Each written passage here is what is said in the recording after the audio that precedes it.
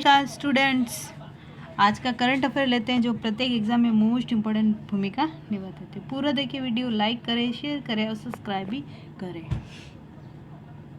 Civil सेवा समता विकास के लिए मिशन कर्मयोगी की शुरुआत है। ये सिविल सेवा समता के विकास के लिए मिशन की शुरुआत की गई है जिसका नाम है कर्मयोगी।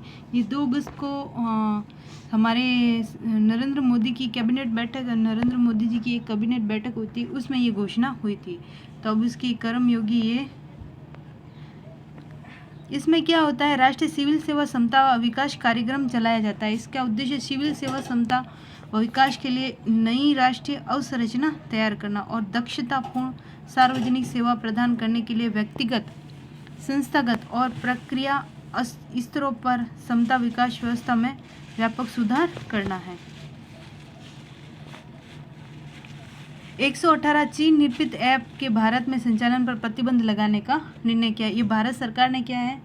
और पबजी गेम से 118 चीन निर्मित ऐप मोबाइल एप्लीकेशन भारत में संचालन प्रतिबंध लगाने का निर्णय किया गया है। भारत के इलेक्ट्रॉनिक व सूचना प्रौद्योगिकी मंत्रालय ने ये निर्णय लिया गया है, जिसकी धारा 69A के तहत ये प्रतिबंध लगाए जाएंगे। स्टूडेंट्स, वैसे ये है ना ऐप है ना प्रतिबंधित करते हैं ना, तो वो आर्टिकल 19 के अंतर्गत ही आते हैं, जिसमें आपके है ना व्यक्ति के जीने की स्वतंत्रता है, बोलने की स्वतंत्रता है, ये सब है ना इसके अंतर्गत ही आता है। लेकिन उसमें एक बात ये भी बता रखी है कि जो राज्य के कल्याण हेतु बाधक तत्व हैं उन्हें रोका जा सकता है। तो इसी कारण है ना राष्ट्रीय एकता के वो चीन में है ना हमारी वो हो रखी है लड़ाई वगैरह, तो इस वजह से ये ना बंद कर रहे हैं, प्रतिबंधित कर रहे हैं। तो भारत की संप्रभुता अखंडता, ये देखो ये बात आ ही गई। देखो, भारत की संप्रभुता और अखंडता, भारत की रक्षा, राज्य की सुरक्षा, सार्वजनिक व्यवस्था के लिए नुकसानदेह होने के कारण ऐसे ऐप्स भारत में संचालन पर प्रतिबंध लगाया गया है। इससे पहले भी बहुत सारे प्रतिबंध लगाए गए थे। पहले 659 थे, फिर 47 थे, अब 118 एक साथ हो गए हैं। तो ये है। भारतीय खगोलविदों ने ब्रह्मांड की दूरी नक्षत्र चरम UV की खोज की है। ये भारतीय खगोलविद ने ब्रह्मांड की सबसे दूरी नक्षत्र आकाशगंगाओं में से एक की खोज कर महत्वपूर्ण उपलब्धि हासिल की है।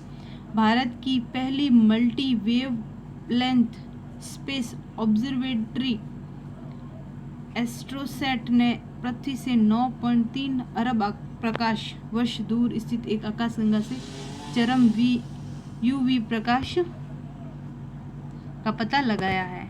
ये इंस्टीट्यूट का नाम है, तो उन्होंने ना पता लगाया है।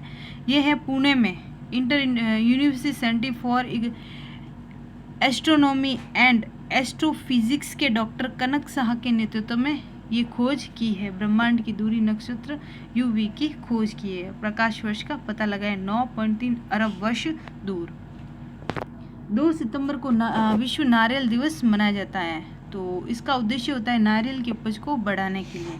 तो 2009 से इसका आयोजन किया जा रहा है और इसकी थीम है put resources into coconut to spare the world. इनकी थीम ये थी। और वैसे भारत में नारियल के उत्पादन के देखें ना तो केरल में सबसे अधिक उत्पादन होता है। केरल के अलावा तमिलनाडु और कर्नाटक में भी किया जा रहा है। राष्ट्रीय नारियल बोर्ड भी नारियल के उत्पादन और विकास के साथ इससे जुड़े अन्य उत्पाद जैसे सॉफ्ट ड्रिंक, चिप्स, जैम पर भी काम कर रहा है। नारियल के खोल, उसके अन्य अवयवों से बनाए जाने वाले हस्तशिल्प उत्पादों के विकास पर भी काम किया जा रहा है। भारत, ऑस्ट्रेलिया और जापान के व्यापार मंत्रियों की बैठक हुई है। तीनों देशों की बैठक हुई है। ये ना अपने बाजार को खोलने, निष्पक्ष, पारदर्शी, संतुलित निवेश के वातावरण को बढ़ावा देने की प्रतिबद्धता व्यक्त की गई है।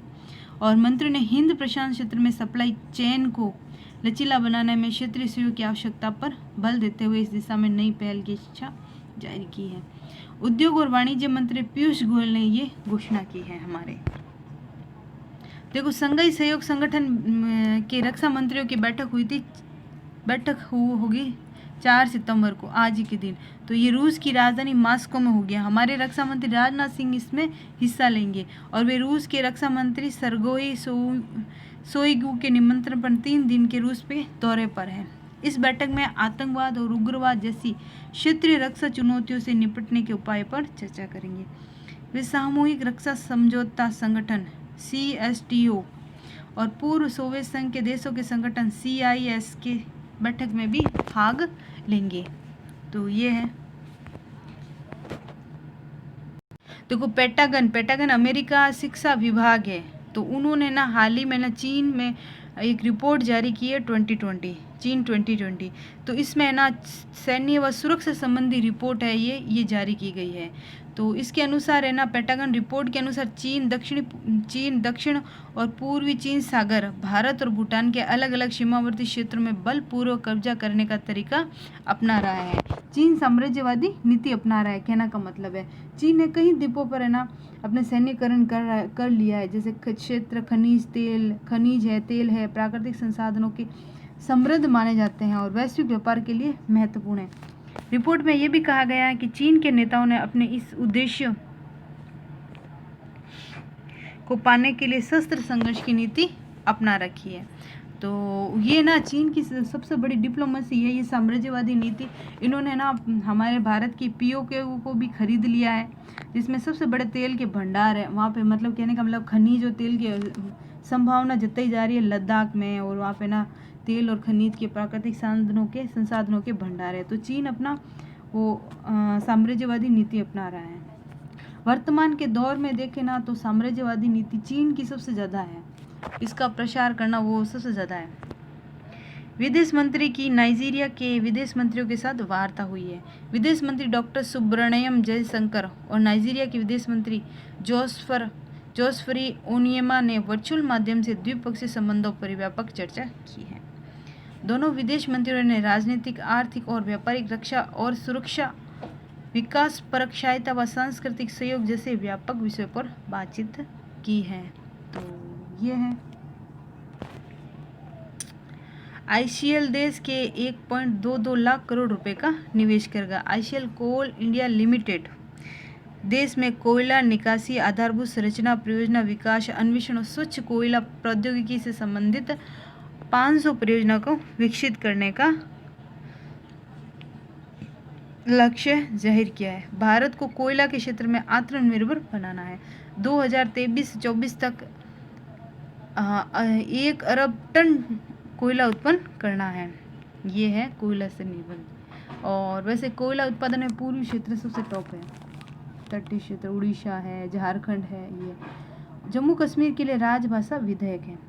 कैबिनेट की बैठक में संसद में जम्मू कश्मीर के लिए राजभाषा विधेयक 2020 लाने की मंजूरी दे दी गई। उर्दू, कश्मीरी, डोगरी, हिंदू, अंग्रेजी आधिकारिक भाषा होगी। इससे पहले उर्दू और अंग्रेजी ही आधिकारिक भाषा थी। अब विधेयक को संसद में पेश किया जाएगा। वैसे ना पिछले ही साल 31 अक्टूबर को 2019 को संवैधानिक दर्जा दे के उनको यूनियन टेरिटोरियल बनाया गया है।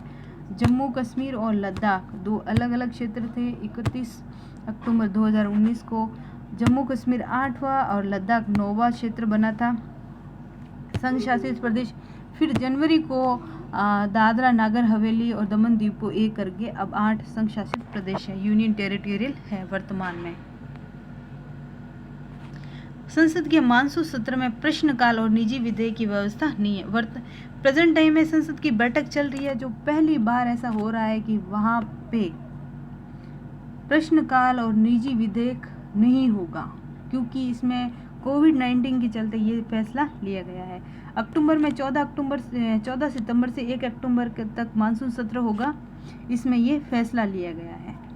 वैसे प्रश्नकाल और शून्यकाल और निजी विधेयक वो मंत्रियों द्वारा प्रस्तुत नहीं किए जाते, कोई भी व्यक्ति द्वारा प्रस्तुत किए जाते हैं, तो ये होते हैं। और निजी विधेयक ये होता है, ये है मतलब ये अलग अलग तरह के काल होते हैं। जैसे प्रश्नकाल किस समय होता है, शून्यकाल किस समय होता है, तो ये सब संविधान की लैंग्वेज है, भाषा है।